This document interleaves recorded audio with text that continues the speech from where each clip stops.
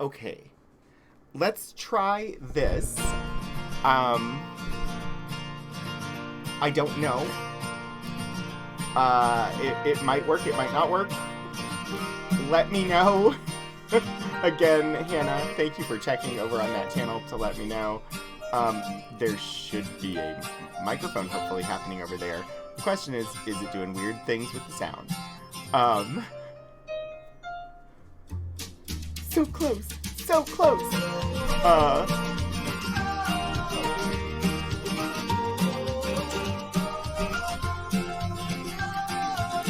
The music's still too loud. Okay.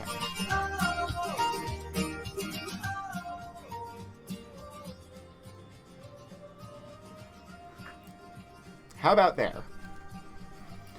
I have an idea now of exactly what the problem was and potentially how to fix it. One of the weird things with OBS, at least on the Mac, is that if I want to change the audio monitoring device, I have to close the program. But if I close the program, it'll end the stream. So, the VB cable that I was using was actually doubling the audio from the music, which is why music was so much louder over there. And I didn't think of that until just now. So, oh gosh. There was, I just got a shout out from 16-Bit Eric. Amazing. I mean, he does pop in here often. But, okay, so that's great. Thank you, Hannah, for helping me troubleshoot that. I have been trying for weeks to get this set up to work, and I was like, I just have to try it and see how it goes. Because ultimately this is a good setup, and what I need to be doing, I wanted to use the CoStar instead of having to use the Pearl, because the Pearl made things a lot more complicated. Using CoStar, I had logically worked it out. I just couldn't figure out the audio setup. How to get, like, I got the video working, but I couldn't figure out why audio wasn't working. Anyway, thank you for bearing with me at the start of stream while we figured that out. Hopefully this will continue to work and I can continue improving from here. But welcome to an adventure. Today is the first Wednesday of March. I don't know how it's March, but it's March. And today's the first Wednesday. And that means that we're going back to the Civil War Journal. The Phillip K. Peltz Journal. This will be the third. Amazing. March, the third month. Our third time looking at this journal. I know that, like, the next entries are about the Battle of Sewell's Point. So if you wanted to, like, look up historically what the topic will be, it's the Battle of Sewell's Point. And Philip Peltz, the person who wrote the journal, was the chief engineer of the USS Dacotah. Oh, Pretty Witchery, thank you so much. Welcome and hi. So yeah, the chief engineer of the USS Dacotah during, which was a Union ship during the American Civil War. And we've been looking at it on the first Wednesday of each month this year. And it's been really interesting so far. So, if you're unaware, I'm Anthony Wright Day Hernandez, Community Collections Archivist at Virginia Tech, aka Rogan27. And this is a show that I do on Wednesdays, where I share stuff from the Special Collections and University Archives. No. I just knocked over a light. 1 second. I'm doing great this week.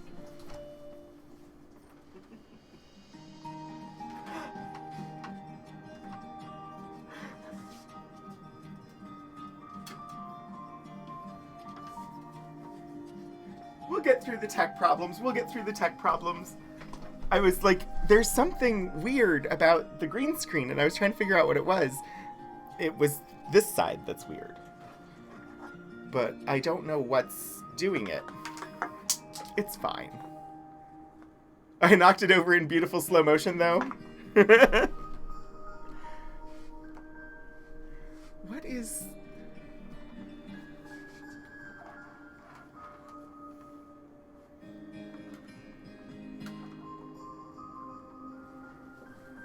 I don't know. That's strange.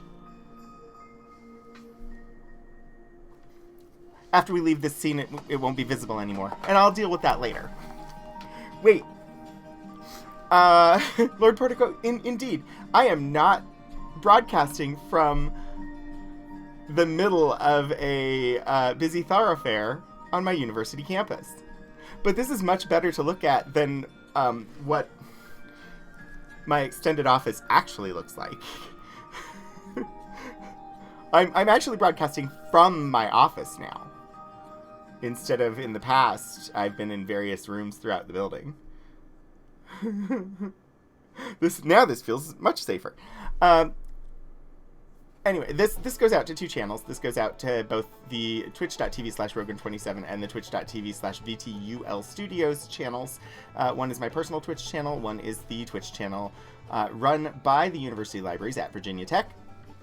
And yeah, how about let's get through the opening things and get to reading a journal from 1862. So, since we're looking at history, we like to keep in mind history. The history of the university. Virginia Tech acknowledges that we live and work on the Tutelo and Monacan people's homeland, and we recognize their continued relationships with their lands and waterways. We further acknowledge that the Morrill Land Grant College Act of 1862 enabled the Commonwealth of Virginia to finance and found Virginia Tech through the forced removal of Native nations from their lands in Western territories.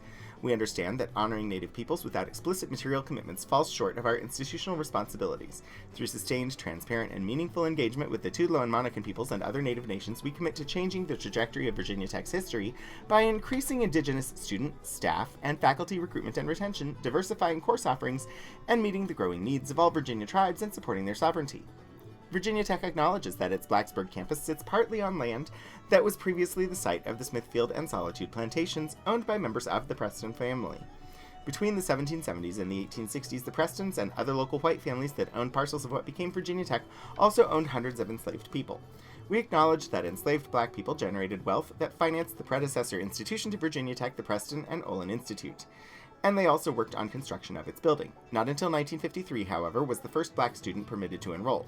Through inclusive VT, the institutional and individual commitment to prosim, that I may serve, in the spirit of community, diversity, and excellence, we commit to advancing a more diverse, equitable, and inclusive community.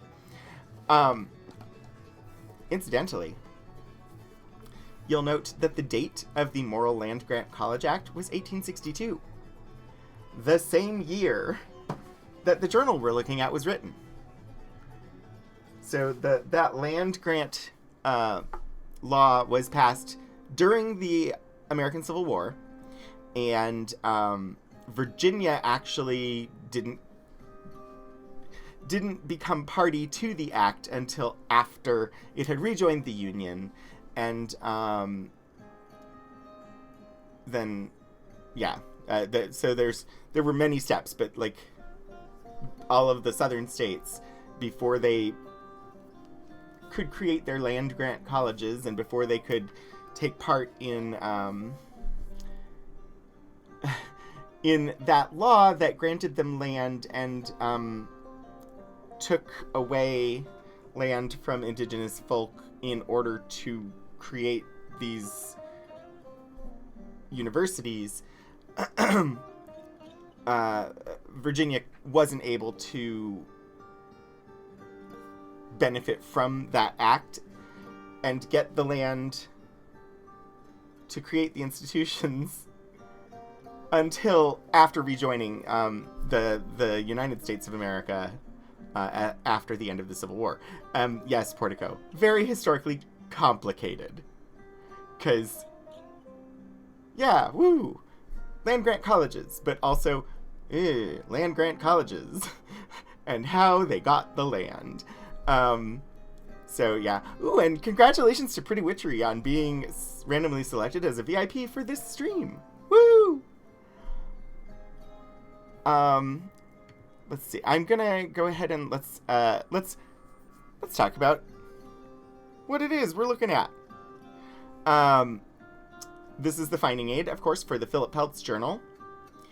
And so you can see here it was written in 1862, 1863. And you're welcome to look through that, peruse, learn about Peltz and the USS Dacotah, and, you know, what's covered in the journal. All of that is contained in there. We've looked at it twice already this year, so I'm not going to spend much time, but that is what the finding aid looks like. If you have questions about it, ask. I'm happy to talk about it. I'm happy to discuss. And yeah, so today we're going to be looking at this journal. Sorry, I got lost with my cursor. I am going to be working in future on getting rid of these hotspots. They're only there when it's just the bare table, but it still bugs me. So, archival box.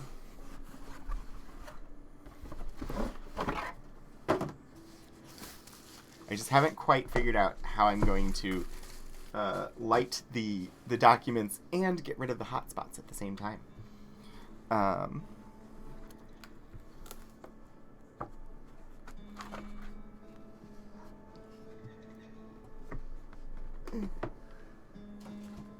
Alright. Let's see what's up with this journal. Archival box emote, woo! I don't know what page we were on.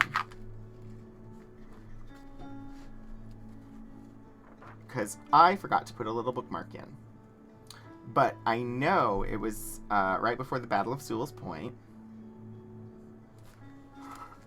Ooh, no, I have the information. I just have to get the information. I don't think that emote does get used enough. I'm not sure that emote... I think that emote might only be on this channel. It might be one of the free ones that is only usable on this channel. Which might be part of why it doesn't get used as often. I like it. What am I looking for? I have become lost.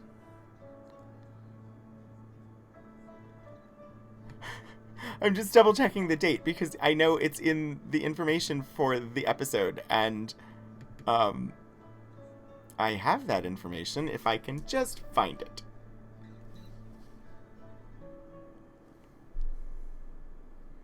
March 23rd.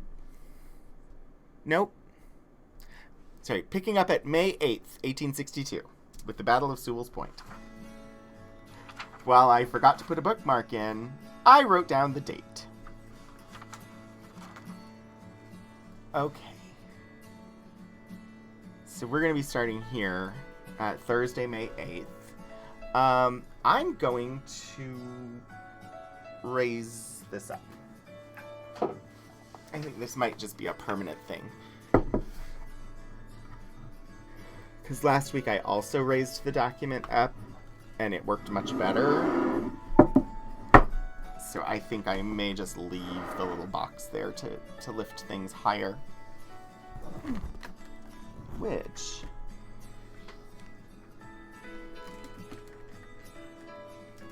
it's all good. It's all, as always, an experiment. An ever-evolving experiment in how do I do this better?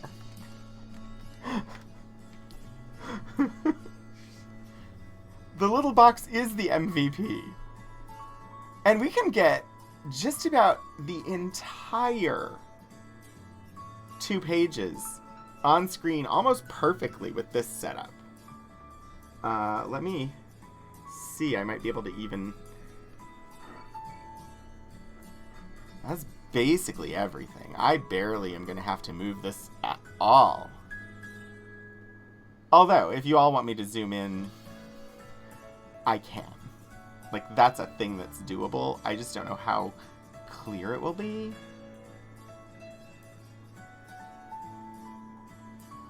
So I could do 1 page's width, or I could do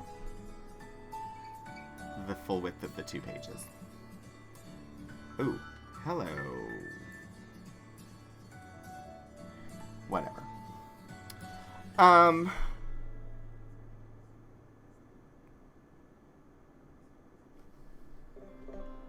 Interesting. I know that the camera has a macro lens. Apparently that means a little bit of a fisheye, because you can see a little bit of fisheye out at the edge. I didn't actually know that. I knew it was a macro lens. That's what I knew.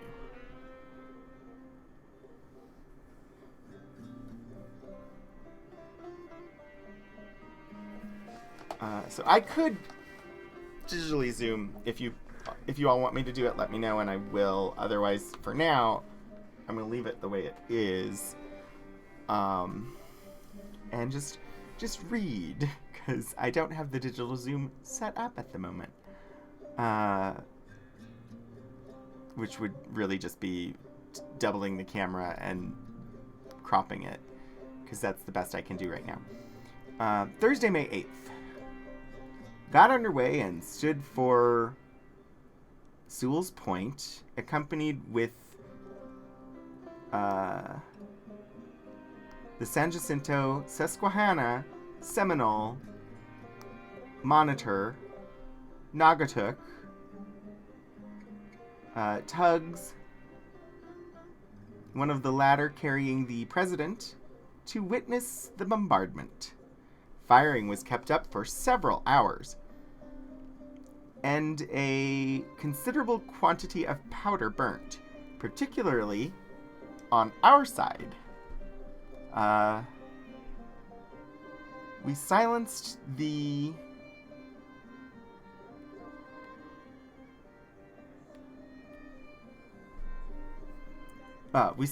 fire, and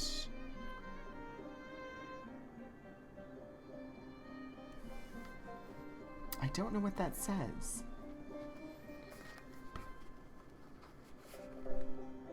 Let's see if the transcriber has an idea.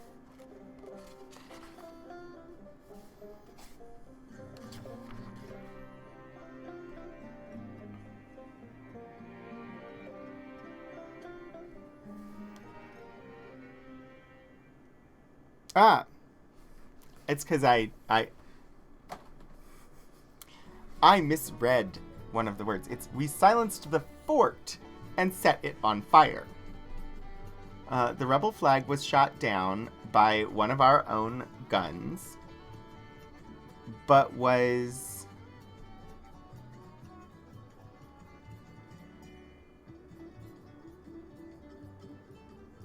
reset by one of the enthusiastic courtiers of Jeff. Okay, I don't know that I've ever seen me personally. I don't know that I have ever seen the Confederate soldiers referred to as enthusiastic courtiers of Jeff.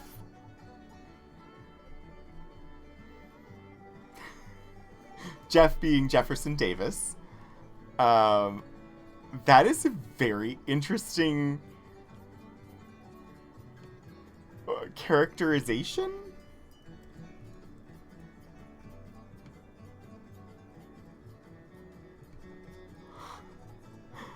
I've not heard that before. Did I do this right? No, I did not. I'm actually gonna zoom in. I decided that I'm going to, and so now I'm trying to make the new source. But, I wish to...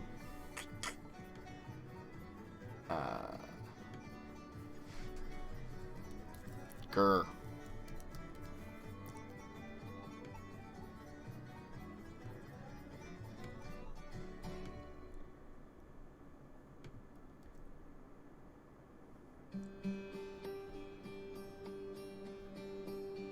Because it is actually hard for me to see on the little screen here, and if I can zoom in, then it's easier for me to do the stream. I apologize. There's always tech issues. Always tech issues. It's my fault. I try to do as much of this off screen as possible, but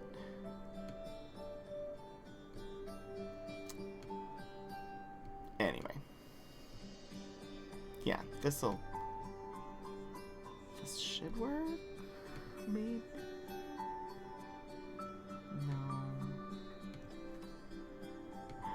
No.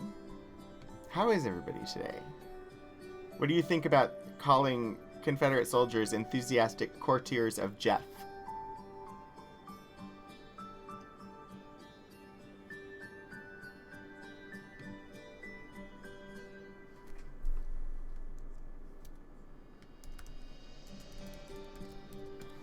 Let's try this.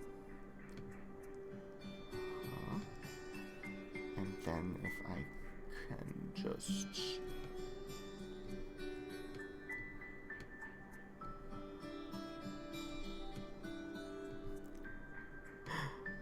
I'm sitting here trying to crop things. You all can't see it, which makes it extremely boring for you, I'm sure. But I'll have it done in just a moment. I'm nearly finished.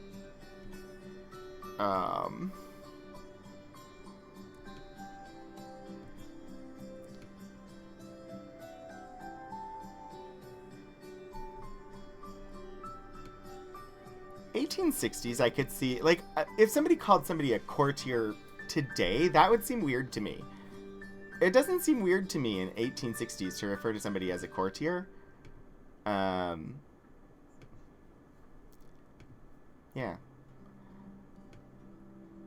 All right.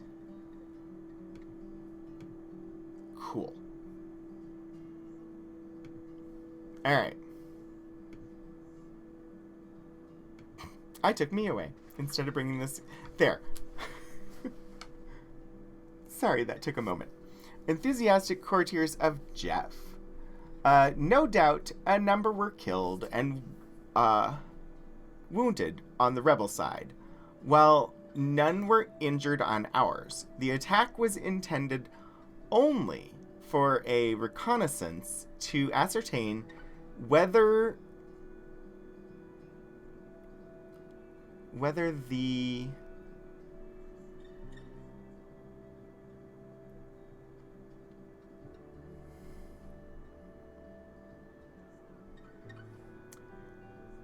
something brought a runaway tug.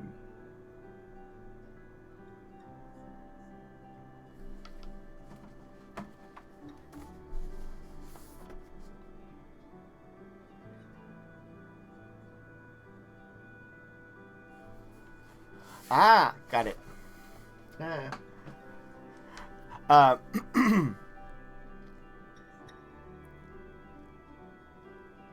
The attack was intended only for reconnaissance to ascertain whether the news about a runaway tug were authentic.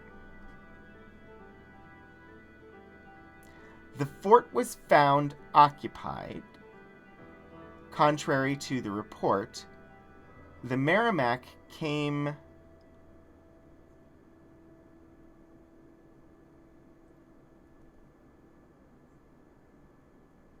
partway out just far enough to see all that was going on. We withdrew after fully being satisfied of the rebels'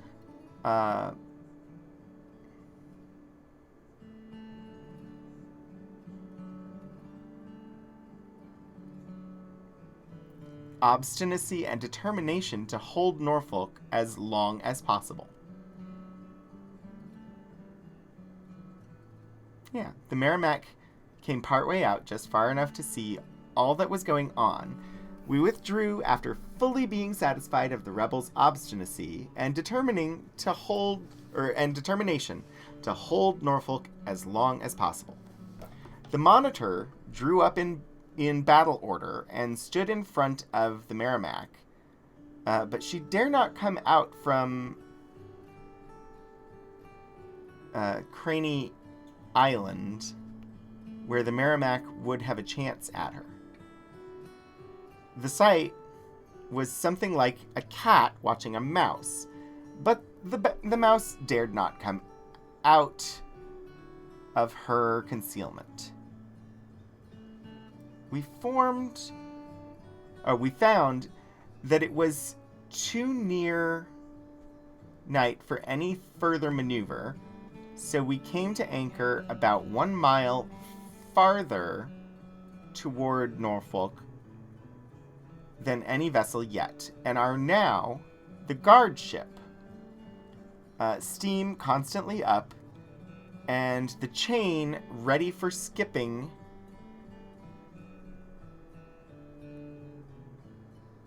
We hope to soon have a chance at the Merrimack. She is an eyesore, and we want to get her out of the way. It will relieve the optic nerve.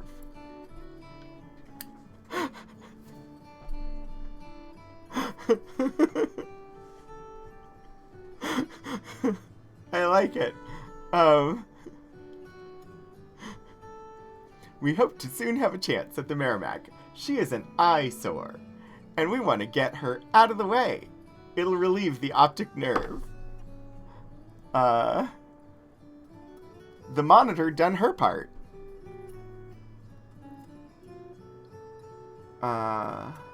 Well, although she fired few guns, she prowled around close to the shore and the fort, but had few shots fired at her. The rebels knew of her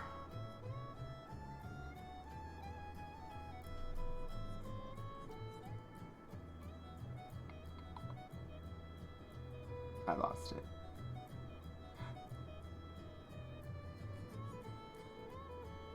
The rebels knew of her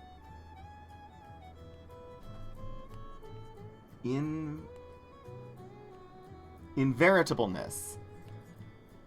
Sorry, it's broken over the line. You can't see it because I zoomed in, and now it's too far. It's too close for me to get all of it. I could zoom out. The rebels knew of her inveritableness, and thought it prudent... Wait, is that... Yeah. And thought it prudent not to waste any powder upon her. I'm always weirdly amused at the tendency of naval folks of this era to insult the looks of each other's ironclads. It matters less whether or not they're effective, they just keep calling each other ugly. Key squared, it's true, and in this case, they're not on an ironclad. Like, the Dacotah was not an ironclad, and the Merrimack is, like, the first Confederate ironclad, if I'm remembering correctly.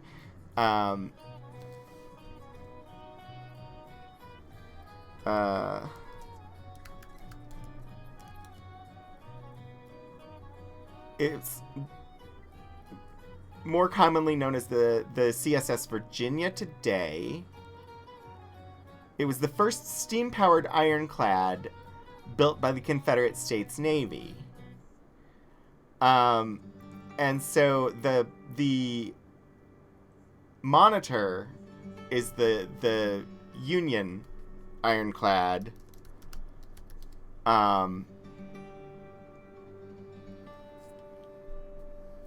But the Dacotah is not an ironclad, because right now the only ironclads in the war, if I'm remembering correctly, are the Monitor and the Merrimack.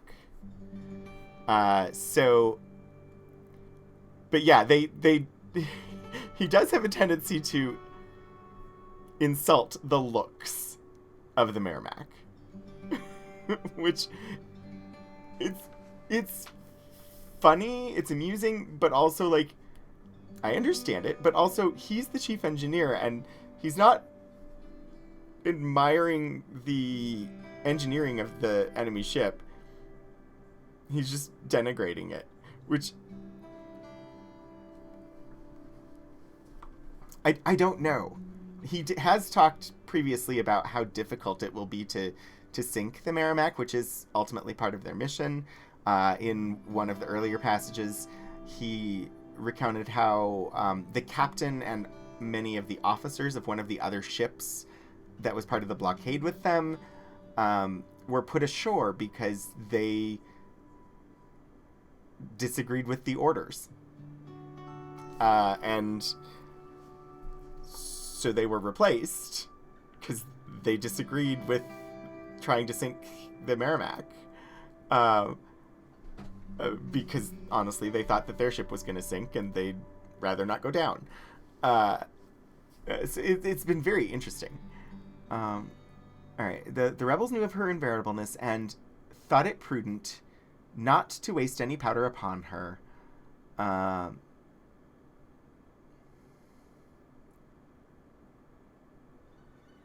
They, the rebels, directed all their shots at the wooden vessels. The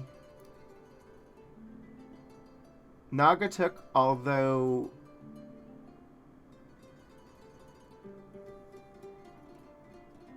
thought of some imbalance. No.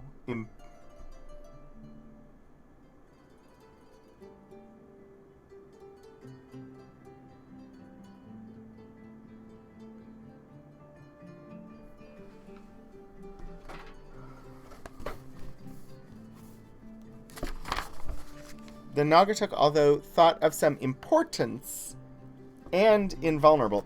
Ah, okay. Where I was reading invulnerable, I think it's invulnerable. Or inveritable. I read inveritable.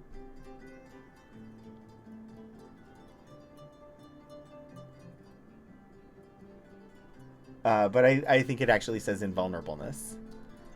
Because then here it's talking about the Naugatuck, although thought of some importance and invulnerable, did not stand up to the fire, is the rest of the sentence, according to the transcription. Yeah, did not stand up to the fire. I did it again.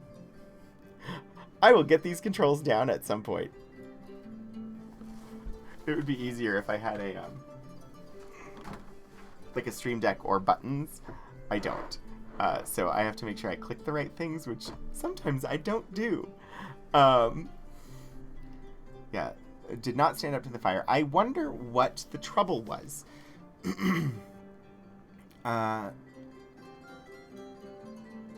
Continued firing is heard up the James River. The Galena, Port Royal, Aroostook, A-R-O-O-S-T-R-O-K?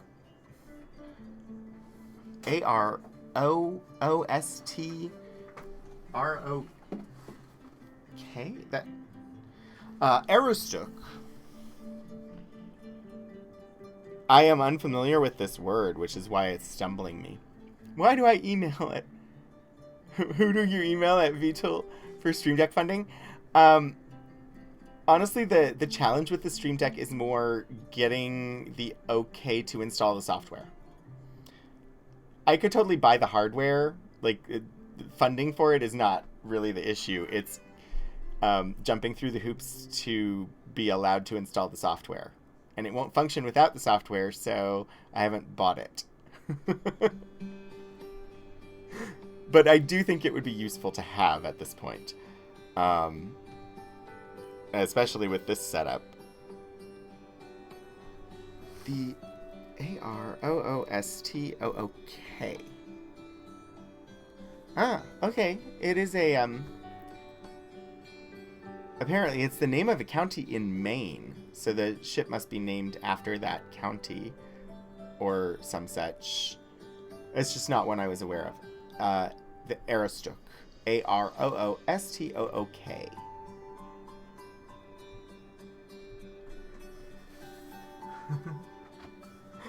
um,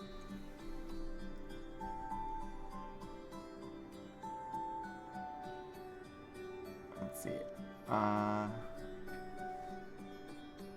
Etc. Yeah, okay. The Galena, Port Royal, Aroostook, etc. are no doubt having plenty to do. The president looked in at the bombardment with apparent great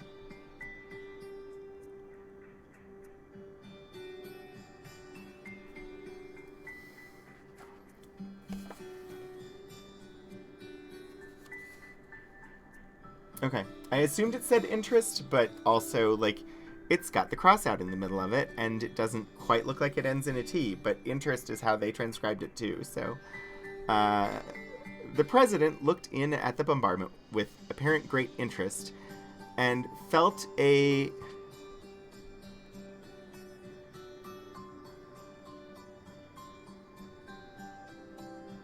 great anxiety for our side. He passed close to our vessel, bowed, and moved on with his little tug.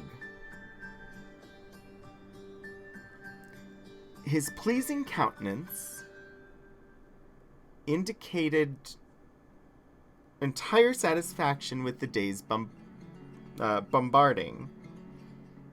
We now lay docile, but ready for encounter with the Merrimack at any moment.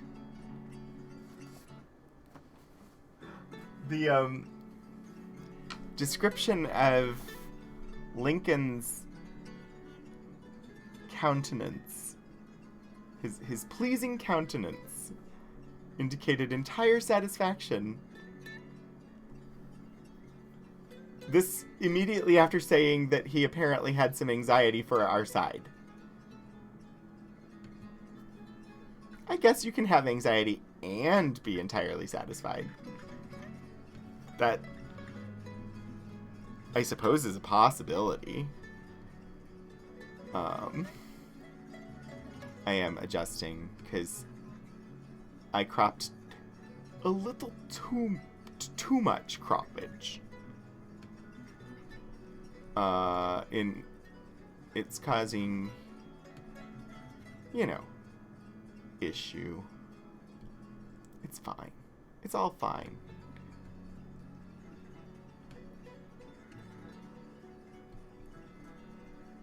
Because I cropped it to try and zoom in as much as possible, but that meant that I can't see the bottom of the pages in that view. So I'm just adjusting that.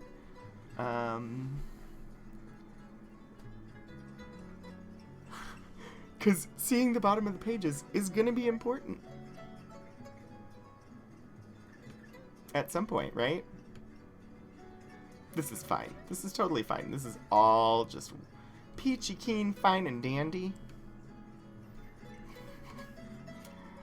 Alright. So that's where I would need it to be. We're just gonna have a little extra space on the sides, apparently.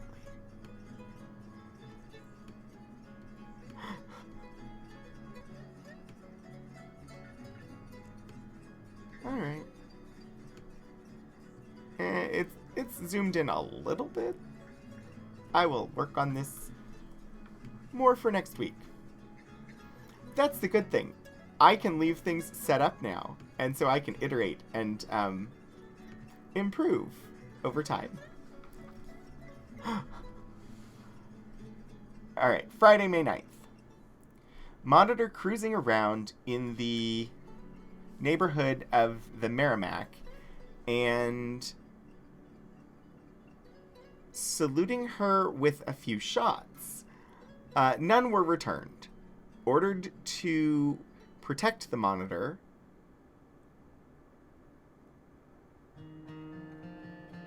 I think that says hove short and all ready. In the event it would become necessary to render her any aid.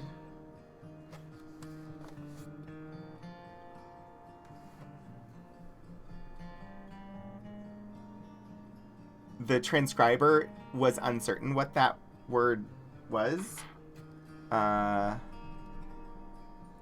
They put it in brackets. H-O-B-E is what they put. I think it's H-O-V-E.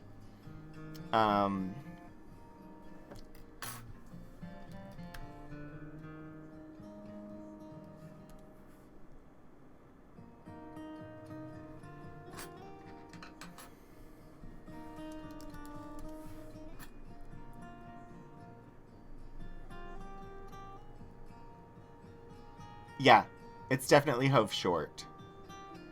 Hove is the past tense of the word heave. And to hove short is a ship with her cable hove taut toward her anchor, when the sails are usually loosed and braced for canting. Sheeted home. So, definitely hove short.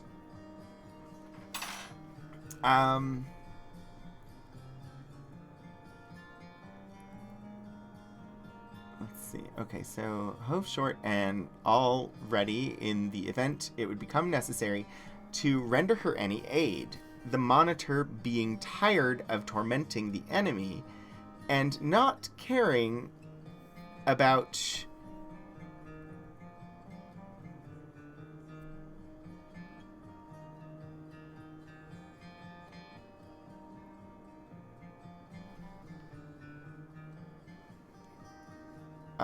not caring about what?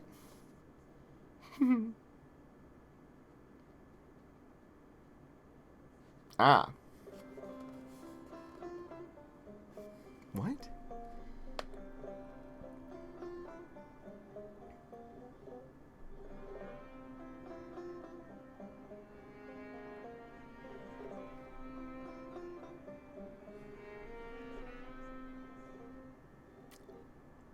Ah, okay. The Monitor being tired of tormenting the enemy and not caring about going at her in that position, she withdrew.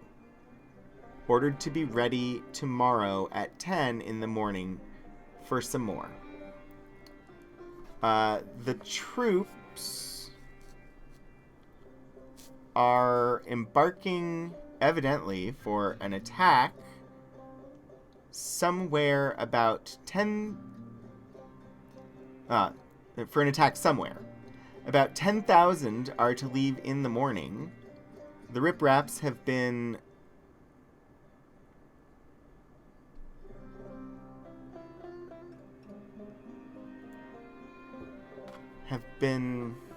responding to a shot from Sewell's Point for some time, all of the shots falling within the rebel fortification on the point. Quite a conflagration is visible on the point. Whether the rebels are burning their habitations or not, I cannot say. Yet, I think the firing from the ripraps has accumulated... has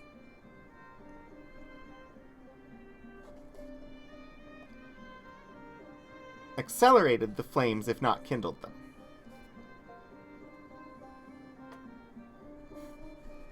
Has accelerated the flames, if not kindled them. The Merrimack lays in view, apparently disconsolate and disheartened. She dare not come out, and is annoyed when she goes to Norfolk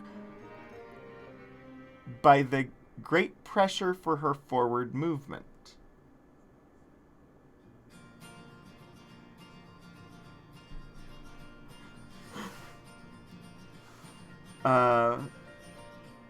They on board of her know it would be suicide for them to come down. and scarcely know what to do to prevent their inevitable doom. Okay. This is the kind of phrasing that makes me love this journal. The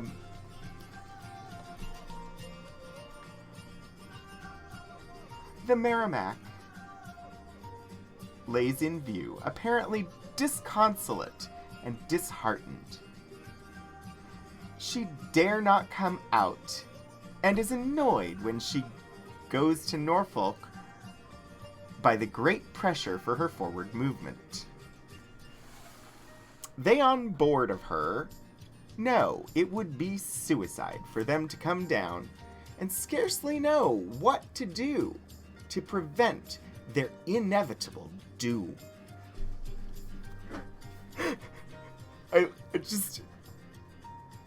It's a very boastful statement in his personal journal.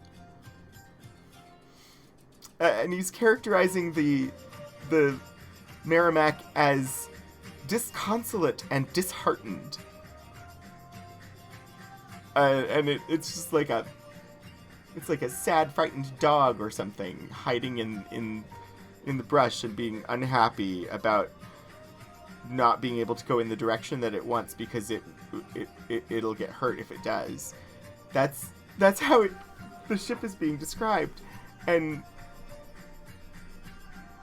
it's just interesting. Saturday, May 10th.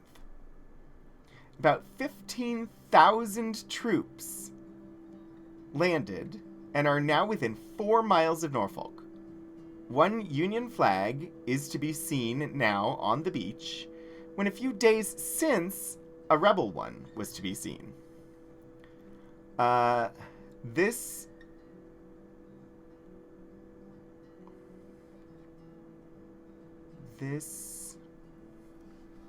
something.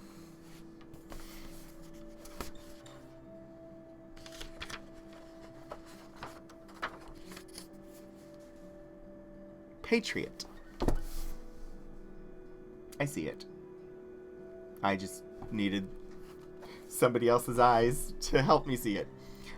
This patriot has now got the opportunity of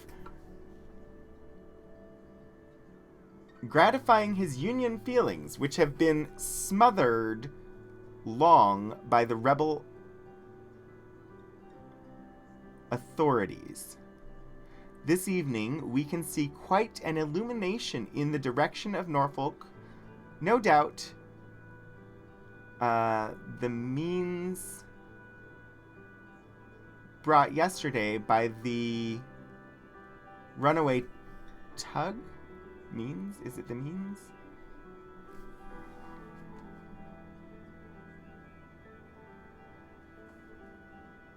News. No doubt the news brought yesterday by the runaway tug is now being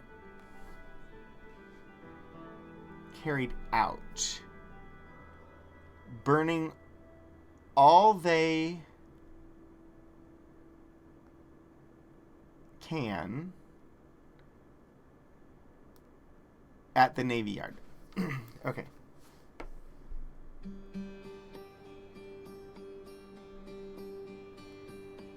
News brought yesterday by the runaway tug is now being carried out, burning all they can at the Navy Yard, etc. The Galena, up the James River, is reported to be doing considerable service and terrible destruction among the rebel something. I'll get there in a second. Gun brats. Love the phrasing. Hi, 16-bit Eric. Welcome in, everybody. Welcome, Whimsies, to Archival Adventures. I am Rogan27. That's the channel you came in on. I'm also Anthony Wright Day Hernandez, Community Collections Archivist at Virginia Tech. This is a once-weekly show that I put out on both my personal channel and the library's channel, twitch.tv/VTUL Studios. right now, this year, until we either finish it or get bored with it, the first Wednesday of each month, we're looking at the Phillip Peltz journal. Peltz was the chief engineer of the USS Dacotah in the Union Navy during the American Civil War. And so we've been sort of reading about his account of taking part in the blockade of the South and the stalking of the C.S.S. Merrimack as the Union Navy tried to sink the first Confederate ironclad. So welcome in. It's good to see all of you. Welcome back, Pretty Witchery. Congrats on your VIP status that Roganbot 2700 gave you. Hi, Shadows of Life. And indeed, if you're not already following 16-Bit Eric, I highly encourage you to do so. Eric is just a joy to hang out in that community. Always has great stories. And just is just a genuinely good person. If you have fun here, if you have fun at Stephen Joy's channel, where we often raid into, you're going to have a good time in Eric's stream too. Is it twice this week? I don't remember. Roganbot finally loves me. I have achieved greatness. Or was greatness thrust upon me? I don't know. If we do give up on it, who's going to tell Peltz that his diary wasn't interesting enough? Oh my. I mean, his diary has been pretty interesting. We just, at the end of May 9th, Friday, May 9th, had this passage that I will just reread here really quick.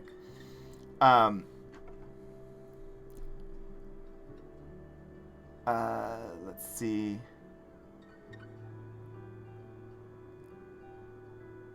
Where was it?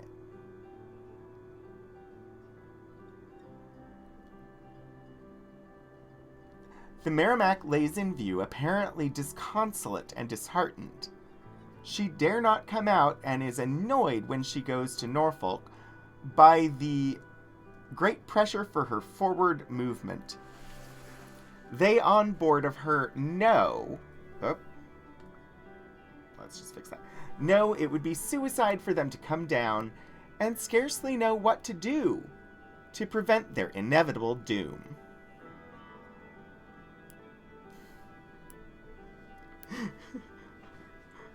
Oh no, was Eric's camera rioting? That's sad to hear. But yes, Pretty Witchery, feed your cat.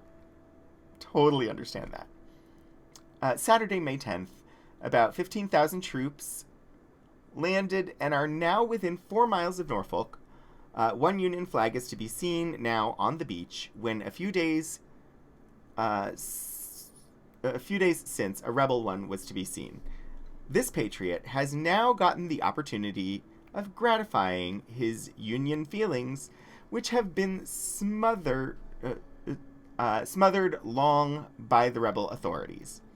This evening, we can see quite an illumination in the direction of Norfolk. No doubt the news brought yesterday by the runaway tug is now being carried out, burning all they can at the Navy Yard, etc.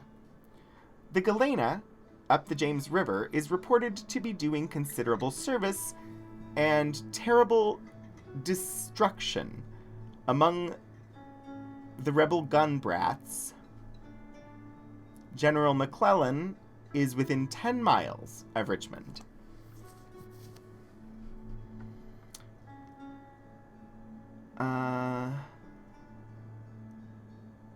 Does that say in Norfolk? At Norfolk. Blue Rooster, I don't know if it has. Let me check real quick, and I can let you know. 'Cause if it has, I know where it would be.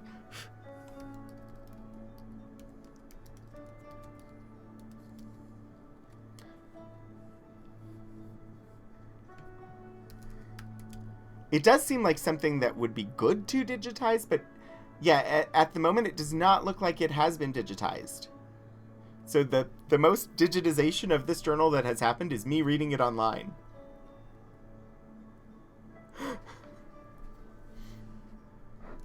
But it certainly seems like one that might be good to digitize. I think it's been interesting enough for us to look at, and getting it online would be a good thing. All right, so this May 11th, 1862, Sunday at Norfolk. This morning at 3 o'clock, the Merrimack was discovered on fire. Soon the flames spread over her entire length, enshrouding her in one sheet of fire. The fire and smoke came pouring out of the smoke pipe, greater than from a cupola. Anxious eyes gazed upon her, waiting for the explosion of her magazine.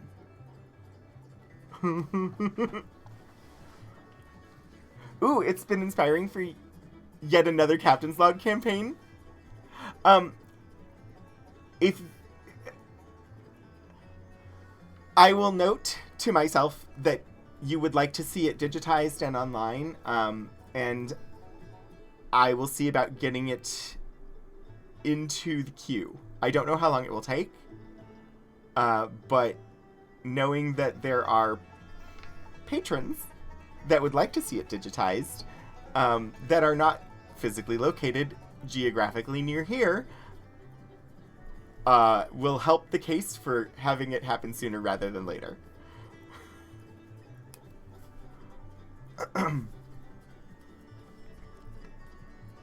This sounds very dramatic.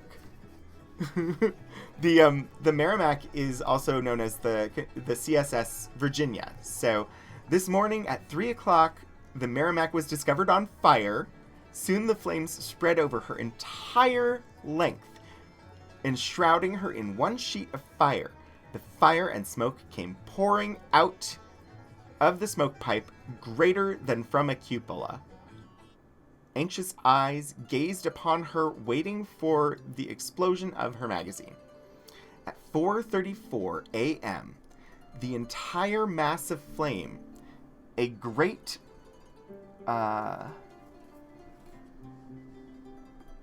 portion of her iron sheathing, etc., were seen to ascend high into the heavens, presenting one of the most magnificent pyrotechnical views I ever beheld. Yes, Jody, massive. Exactly, Shadows of Life. Oh, this is exciting! At 4:34 a.m., the entire mass of flame, a great portion of her iron sheathing, etc., were seen to ascend high into the heavens, presenting one of the most magnificent pyrotechnical views I ever beheld. With this explosion, the Merrimack was no more. Not a vestige of her was left. Not even the slightest trace of fire or of any portion of her hull were to be seen. In a few seconds after the explosion, we at once informed the flag officer of the destruction of the much feared vessel, when orders were given at once to get ready for getting underway. Soon ready, and stood for Norfolk. The flag had already heard of the arrival of the land forces in Norfolk. With great care, we steamed ahead slowly.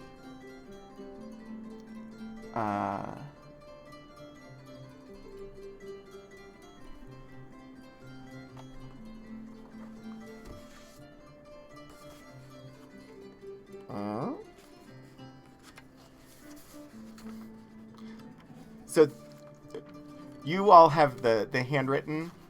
I have with me a typed transcription that came with this journal when we bought it. So I don't know who the transcriber was, but they've done a fairly good job. There are some words that they were unsure of that I've been able to figure out, but land forces, what a novel concept. I mean, land forces, yes. Detective Zen. It's the American Civil War. There were land forces. Most people know more about them than about the naval forces, honestly. What is this word, though? Yeah, I have a transcript. But I'm reading from the handwriting, not from the transcript. I only refer to the transcript when I run into something that I can't figure out what it says. Because it's more interesting, but, like, super helpful to have the transcript. What was the word that I got stuck on? Steamed ahead slowly, keeping a... Wait. With great care, we steamed ahead slowly. Oh, keeping. I don't know. I didn't even look at it in the transcript, but when I look back, I was like, oh, makes perfect sense. Keeping a bright lookout for obstructions in the channel. At Sewell's Point, we hauled down the rebel flag and, of course, raised our own. A few contrabands being all that were left to tell the tale, on we went until we reached Craney Island. While approaching it, we saw 2 rebel flags flying, and from the fact that the forts there were known to be strong, it was the impression of all that the rebels might be making a stand. As we drew nearer, we soon learned that a few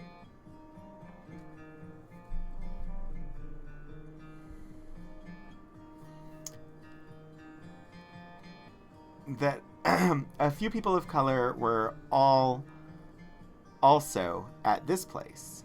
If I could get a historical terms in the chat,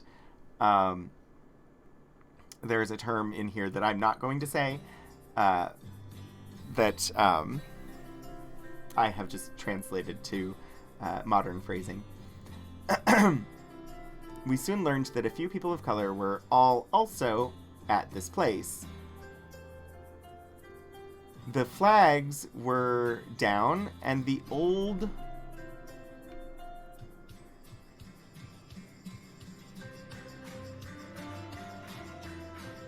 stars and stripes were once more flowing in the air.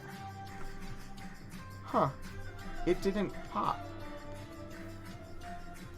Thank you for trying. Maybe its permissions are set so that it's supposed to be mods that do it. I don't know. But I'm just going to drop that in there.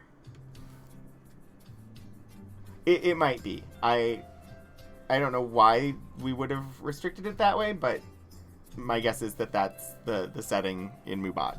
So,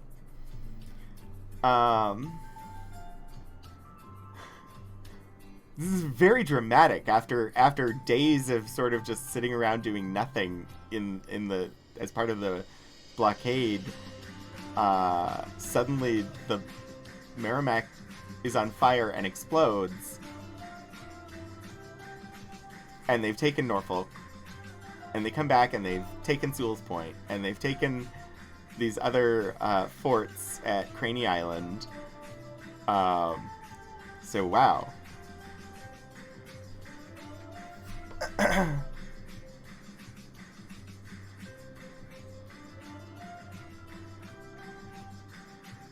Yeah, I don't know Shadows. I'll check it after stream. I don't know why, but it's fine. We got it in there.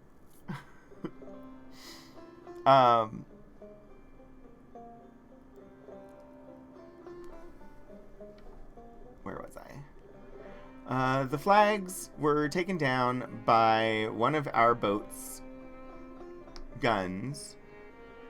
We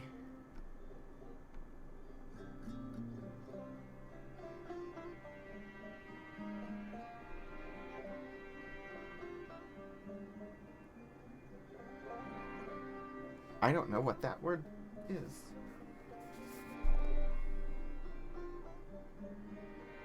Watched. Oh.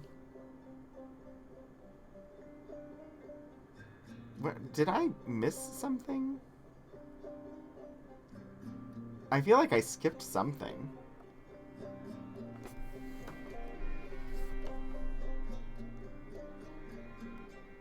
We saw 2 rebel flags flying, and from the fact that the forts there were known to be strong, it was the impression of all that the rebels might be making a stand. As we drew nearer, we soon learned that a few people of color were also at this place. The flags were taken down by one of our boat's guns. We watched them carefully until the flags were down and the old stars and stripes were once more flowing in the air. When the old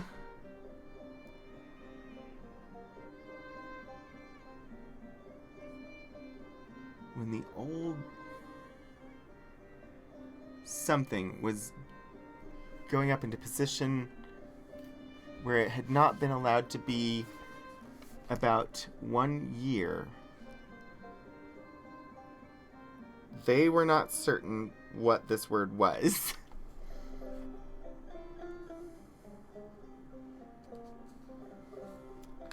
This word. They've got in brackets GRIDINNO, which is just, here's my best guess.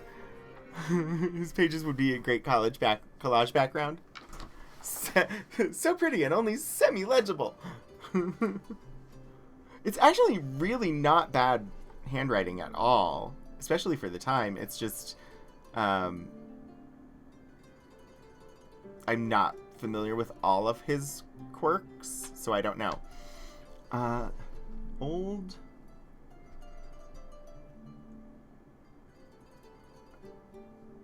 Alright, I'm going to try and get some context clues and then try and figure out what that word is. Flags were down. The old stars and stripes were once more flowing in the air when the old something was going up into a position where it had not been allowed to be for about 1 year. It was heartily cheered by all the Union forces who saw it. We need someone's nan on here. Guidon! Key squared, that is a good guess. Hannah, it does almost look like Indian with a capital I, but I think there's a good chance it might be Guidon. I'm not certain. It's in quotation marks.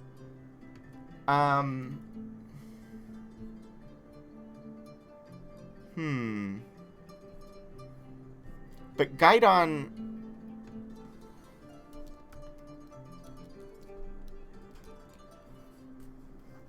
is a flag that's forked at the end, or swallow-tailed.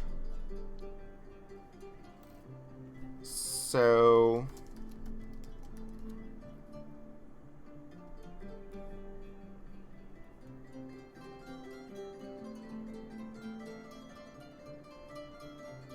it's possible. It's possible that that's what it says. I don't know why it would be in quotation marks and capitalized, but that's an excellent guess.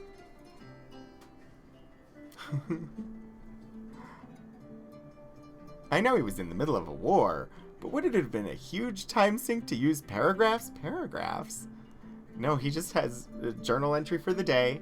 Next date, journal, no paragraphs. You're lucky he didn't write over it. Oh, yes. Pretty Witchery. I have not really shown them on stream.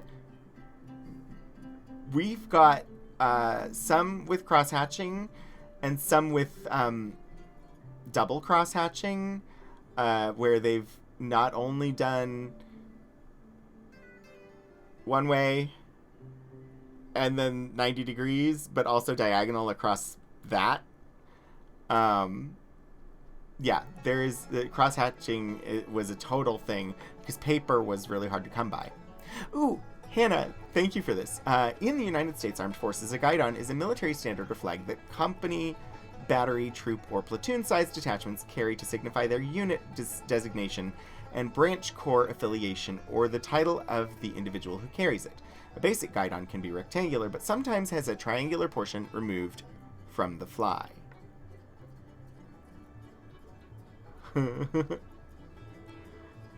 Oh, we have examples, Pretty Witchery, and they would be worth looking at some point on stream. It's not something that I've done before, but yeah, we could totally... I'm going to need to have those for a stream sometime. As I grab a Post-it note to jot down... Woo! And knock things over. Because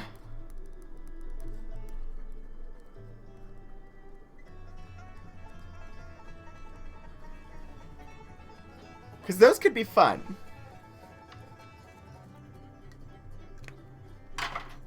Some of them, I think, are even transcribed. Let's see. Okay. Old Guidon was going up into position where it had not been allowed to be for about 1 year. It was heartily cheered by all the Union forces who saw it.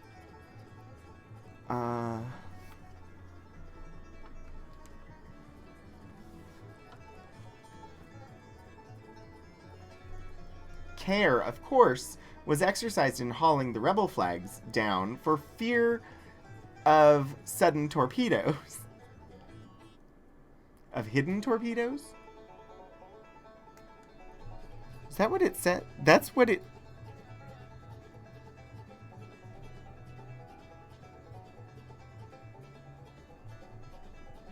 Oh, wow.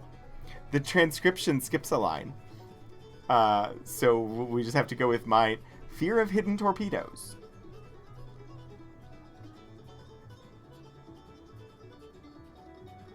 None as yet have been discovered. I'm very curious what is meant by the word torpedoes in this context.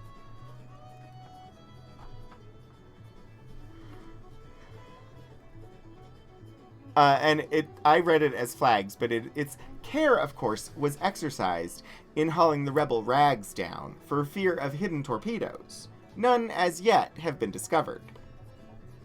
Hidden torpedoes are the worst kind of torpedoes. I'm willing to agree with that. Yeah,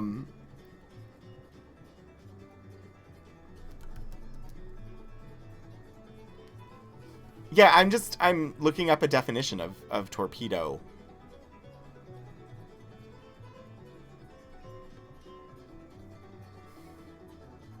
Ooh, thank you, Pretty Witchery.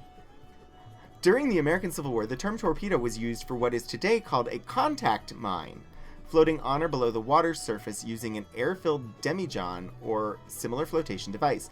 These devices were very primitive and apt to prematurely explode.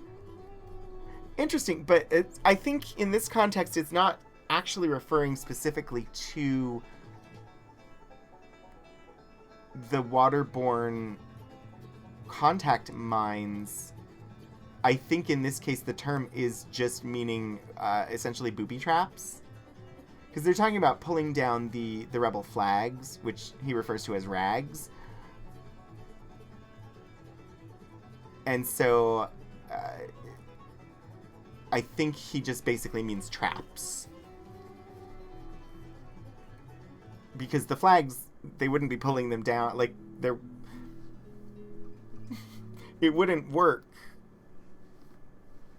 There wouldn't be underwater contact mines on a flagpole. So I think he's just using it for the vibe, yeah. Torpedoes as we know them are more of an 1880s sort of thing. So the sort of missile type propelled under the water explodey devices are from about 20 years later. Amazing. But yeah, like it's very helpful knowing that the term torpedo during the Civil War was like the kind of mines that you run into in the water, and then contextualize to usage. Non-standard usage of words sometimes means that it's very difficult to read the document or to figure out what the word is. In this case, it's very clearly the word torpedoes, and we have to refer back to it's a non-standard usage of a term that doesn't currently have the same usage that it had back then. So in this case, we're just really lucky that his handwriting, it's very clear that that's the word. Because otherwise we'd be like, ah. Because non-standard usage, if you can't tell what the word is, you're probably not going to figure it out. Unless they're trying to be really devious? You mean you don't like an obscure word or reference that people assume people will know forever and therefore never explain? We totally don't do that. Hey, I mean, it's fine. And sometimes you'll read an old document and come across a word and it's like, oh, yep, I've been doing great with this person's handwriting. I've got to this word and I see it and it looks like these are the letters, but that doesn't make any sense to me. Take it to somebody else. They look at it and say, yep, those look like the letters. And you're still like, but that doesn't make any sense to me. And so then you'll put down in the transcription square brackets with those letters and a question mark. Because even though you're really good at reading the person's handwriting and you know those are the letters, the sentence does not make any sense to you. Because they've used that word in some manner that you can't figure out. And so you do your best. But sometimes it happens. Hi, Sterling. Are we sick of Dacotah yet? Oh, no, we're having a lot of fun. I chose, for today, I chose the folk music. To go with the... that was the closest I could get to, like, Civil War vibe music. No, we're having fun. There's so much drama in the journal this week. Okay, we just got to the torpedoes part, and they haven't found any torpedoes. One singular fact is that the rebels did not burn any of the buildings in Cranny Island, nor Sewell's Point. Although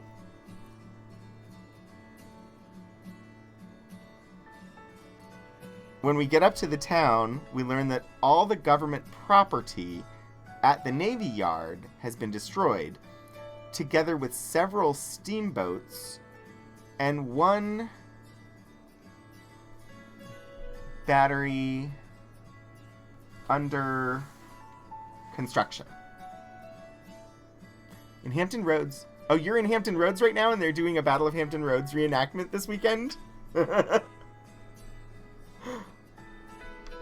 How close is Hampton Roads to Sewell's Point, I wonder? I'm gonna check, because I can.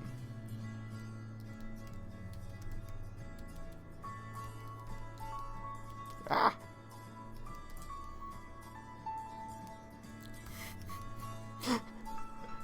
I maybe could, except that I, oh boy, cannot spell today while typing.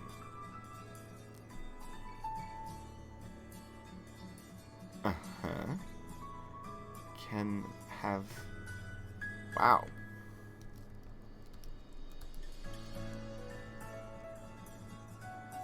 Okay, so you're like a half hour away by roads. But you're basically right there where all of this was taking place. Like, you're literally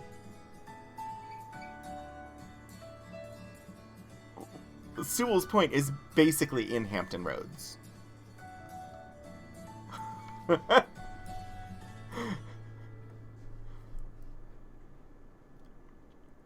Let's see. We found that all the buoys, but the one off the town, had been altered. Yet we found no obstruction in the channel, expecting one old sunken hulk, or accepting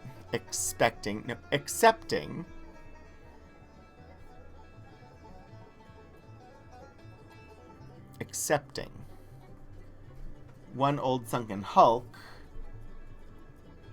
which was there before the rebellion. This we just touched. And the San Jacinto, drawing more water than we do, brought up on her and was obliged to remain there until the tide rose sufficiently to float her free. I'm curious about what wreck the San Jacinto grounded on. That's why we have our wonderful mods, to deal with obstructions in the channel. Excellent, key squared. And also accurate.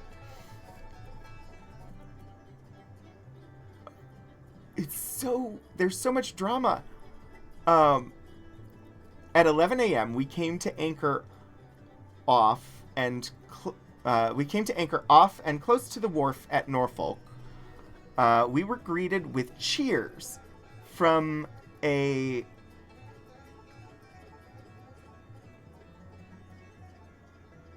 promiscuous crowd in the wharf. But the elite of the place were not to be seen. Not even from the windows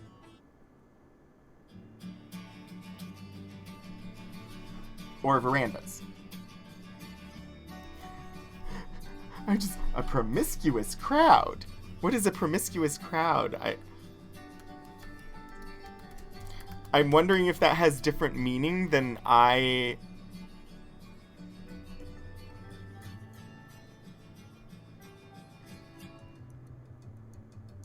Ah, okay. Got it.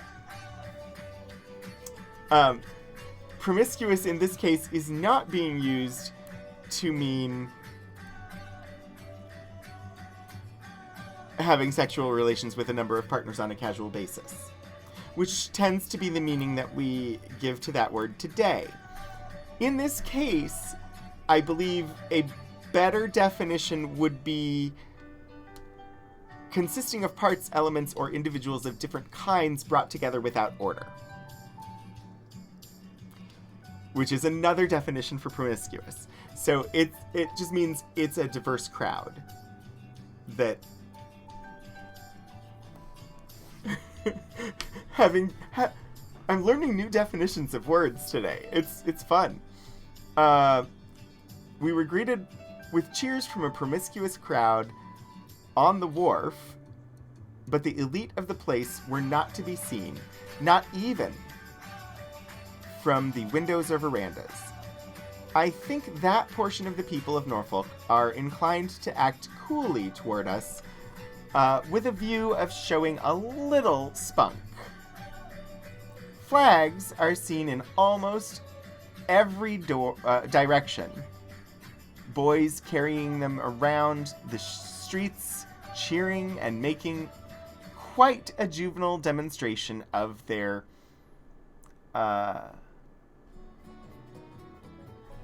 patriotic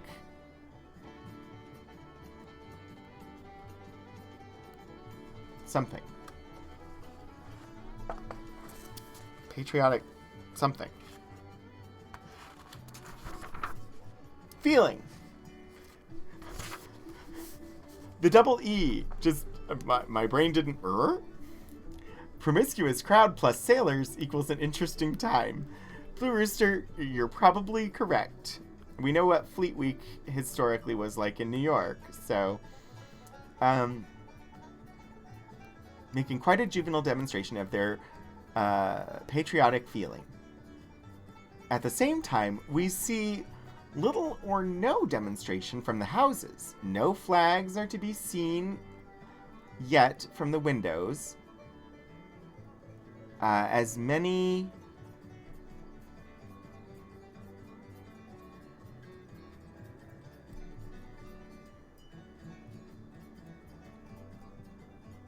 anticipated there would be. I guess they will soon become accustomed to the Yankees and probably like them a little better. Norfolk presents a cheerful appearance from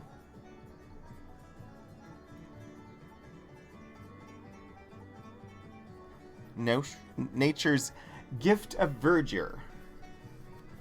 Nowadays, a promiscuous crowds on wharf could be a security issue on the Enterprise D.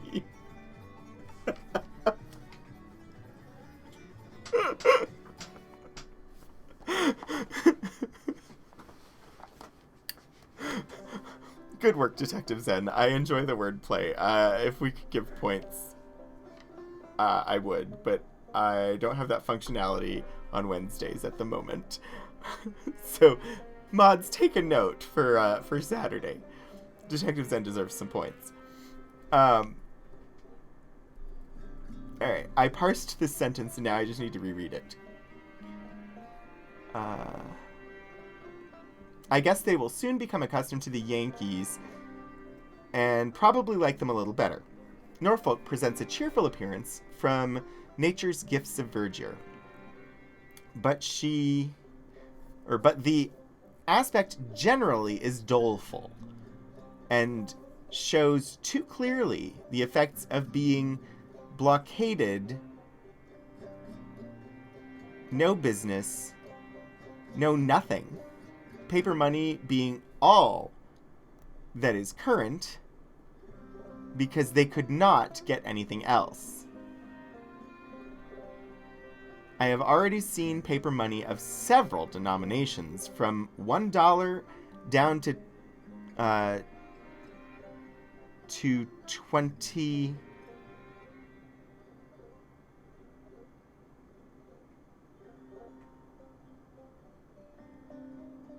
From $1 down to 20, 10, and 5 cents, and even for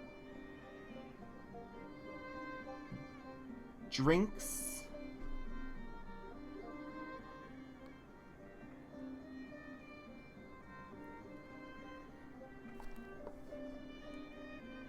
issued by some of the hotels. Got it. Okay, so the hotels were issuing paper money in Norfolk.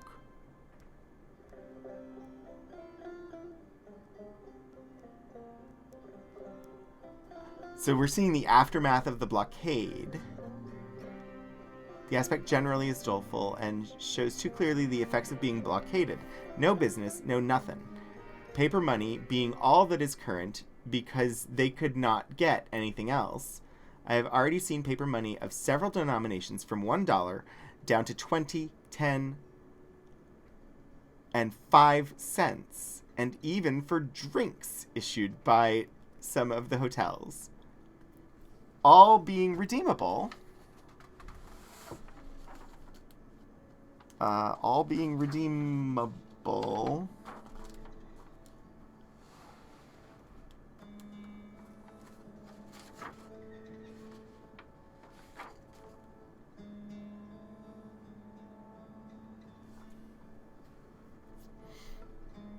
It's a weird cut because all being redeemable ends with a long dash, and then the next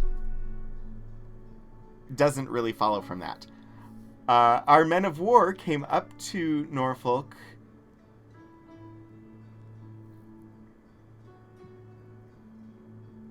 in the following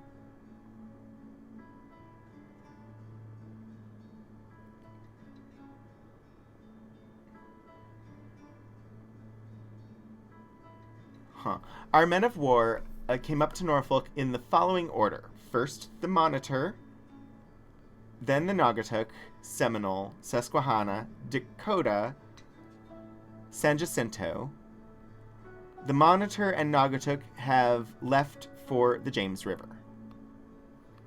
Yeah, it's following order. I was getting stuck on...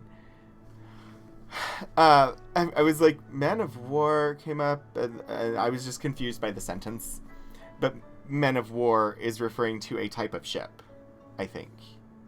Or just referring to the ships as Men of War, even though they aren't all Men of War, because the Monitor was an ironclad, and some of them were steamship. Like, they're all different kinds of ships, but he's just referring to the ships generally as Men of War, and I had to parse that before I could read the sentence properly. So our Men of War came up to Norfolk in the following order. First the Monitor, then the Naugatuck, Seminole, Susquehanna, Dacotah, San Jacinto. The Monitor and Naugatuck have left for the James River. Presumably not referring to jellyfish. Exactly. I would have to look it up, Blue Rooster, but you could be completely correct about the Susquehanna being a frigate. Important life advice: never try to pay an angry jellyfish with company script. Yeah, it's probably good advice there. Monday, May 12th. Sent a boat on shore this morning and got our regular marketing.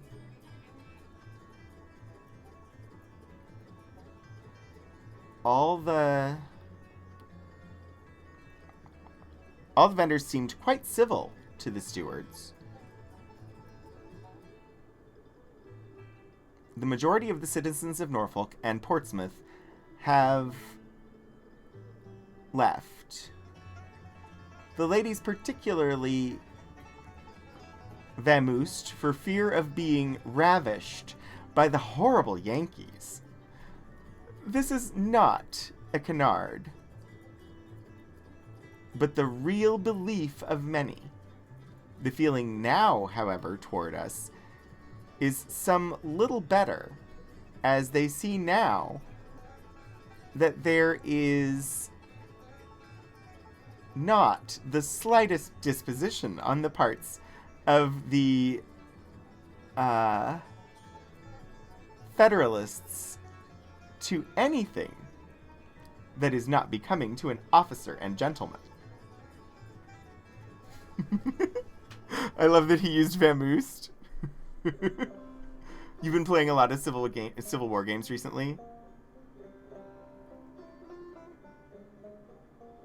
And so that's how you remember the Susquehanna being a frigate. That makes sense. Oh my, read an exaggerated Southern accent. No one likes the New York Yankees, so probably wise to vamoose. Well, ooh, Hannah, thank you. It is 4:20, so it's about time to leave the pretty handwriting behind for now. This is the journal is just it's entertaining, and I'm glad that we're doing this. But yes, I will be making a note that we would like to get it digitized. So okay, I'm gonna reread this. Let's see. Sent a boat on shore this morning and got our regular marketing. All of the vendors seemed quite civil to the stewards. The majority of the citizens of Norfolk and Portsmouth have left. The ladies particularly vamoosed for fear of being ravished by the horrible Yankees. This is not a canard, but the real belief of many. The feeling now, however, toward us is some little better, as they see now that there is not the slightest disposition on the part of the Federalists to anything that is not becoming to an officer and gentleman.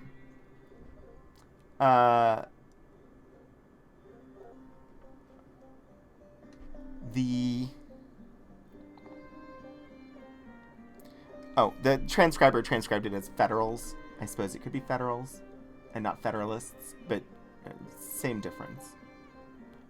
Yeah, it is Federals. To do anything that is not becoming to an officer and gentleman. The sale of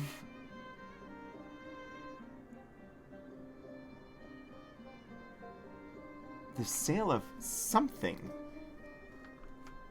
Oh, the sale of liquor is prohibited by the military governor. This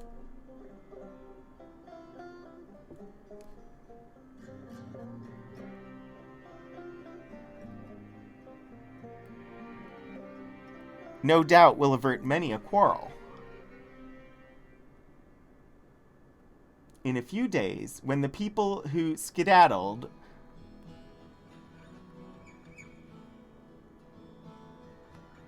upon the approach of the federal forces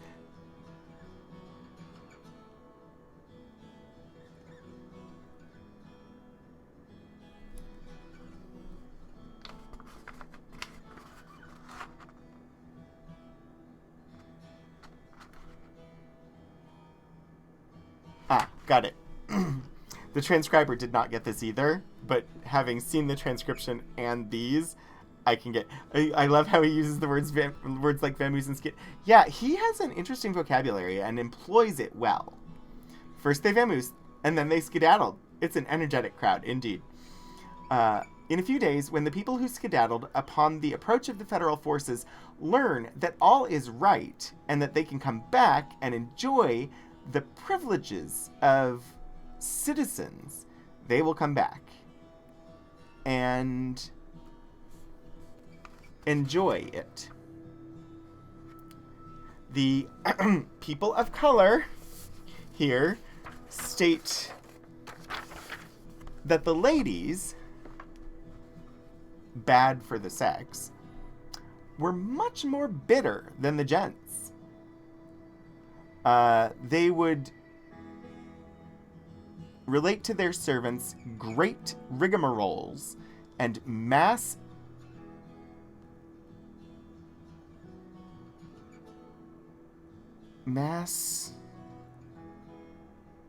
come on, reverse fabrications.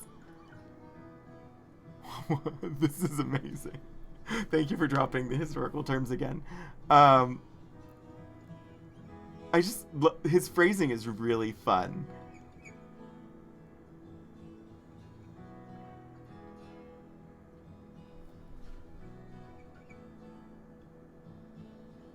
Here state that the ladies, bad for the sex, were much more bitter than the gents.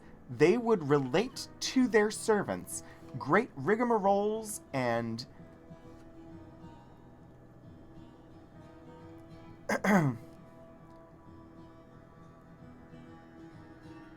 most reverse fabrications. Some went so far as to tell the poor deluded beings that the Yankees would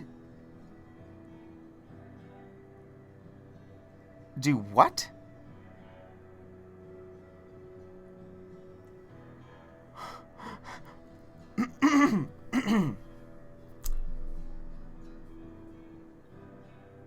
Sorry, I got shocked by the words.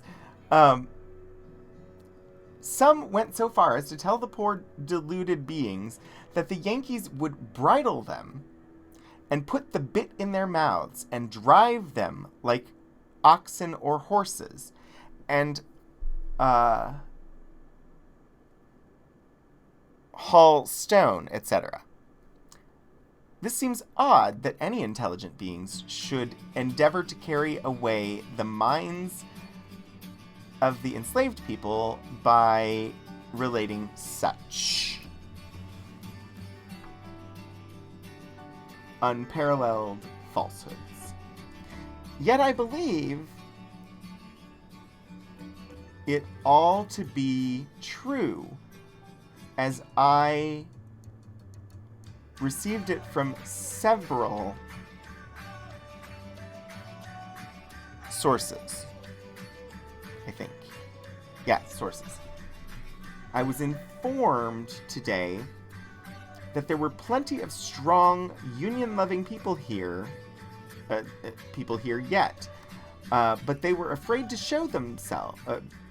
But they were afraid to show their colors, although they intended to do so as soon as they felt their property entirely safe. We are now at anchor about 1 mile below Norfolk, and are stationed as the guard ship. Rigmarole, yes. I've definitely used rigmarole in conversation before. Reverse fabrications. is a new one on me. Reverse fabrications is bald-faced lies? Like, they made stuff up. This is 1862, Blue Rooster. May of 1862.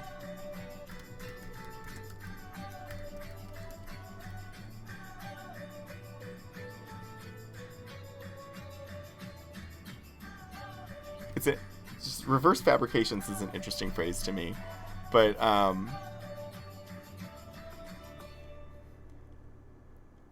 yes, this is before the Emancipation Proclamation. This is during the siege of the Confederacy by the Union Navy.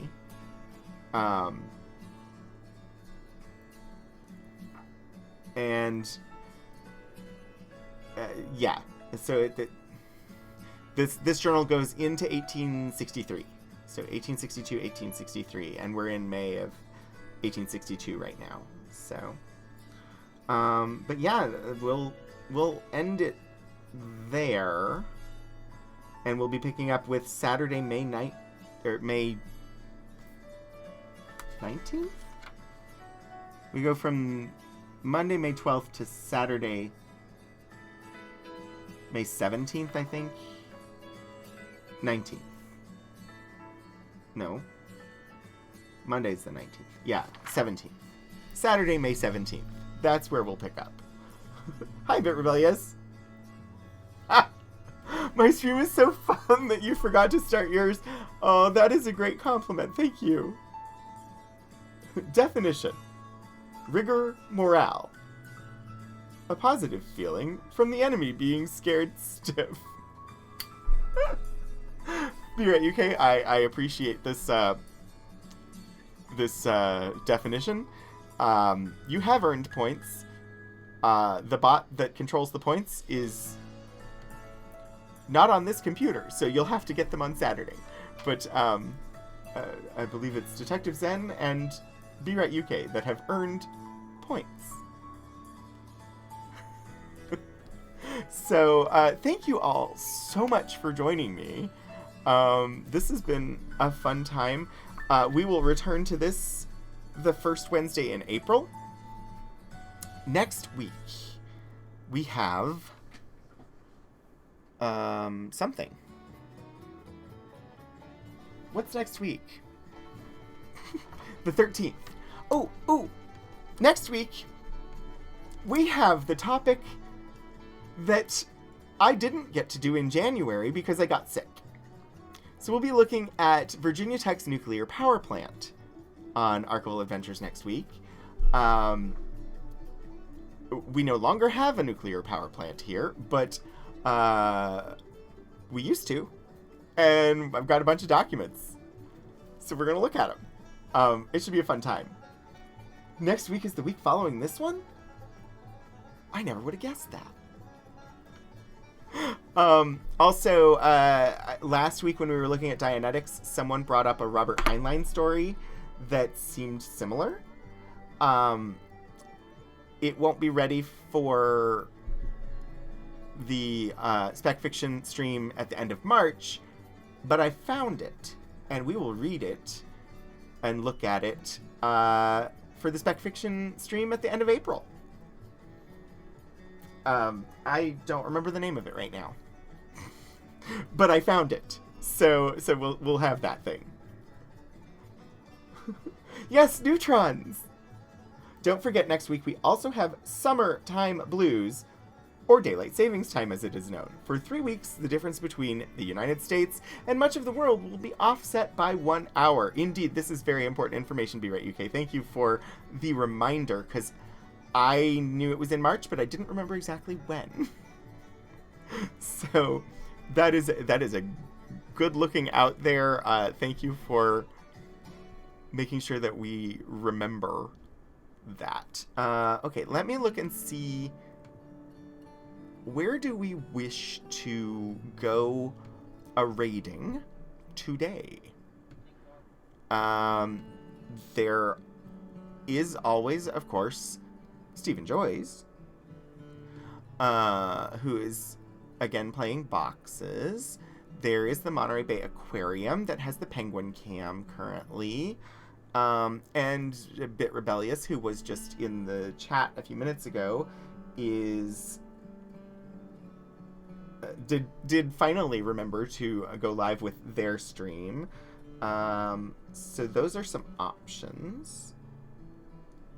Now we will see whether my recollection of this story you read bears any resemblance. Hey, we've got it.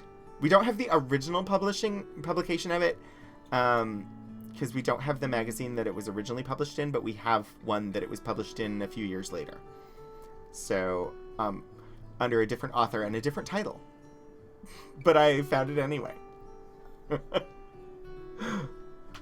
Weeps in changing call time for stream. Yeah, that happens.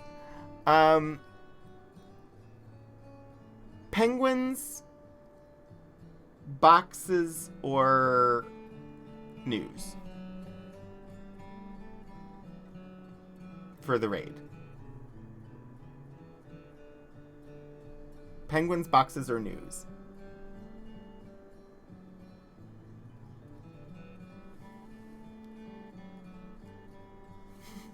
Anybody?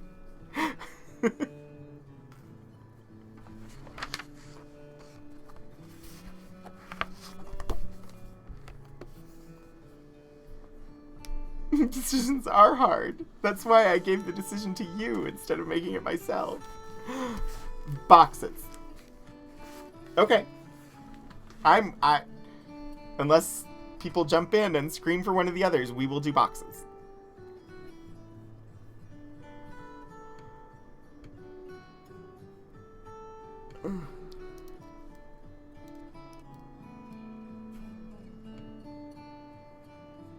Boxes it is. We're going to raid on over to Stephen Joy's. A wonderful streamer. If it will let me. Come on. We got this. Alright. So yeah, we're going to pop on over to Stephen Joy's. I will be back next Wednesday, 2:30 p.m. Eastern, for more Archival adventures. If you're watching on the Rogan 27 channel, my schedule is below, and I do some video game streams at other times during the week. Hopefully I'll see all of you again soon.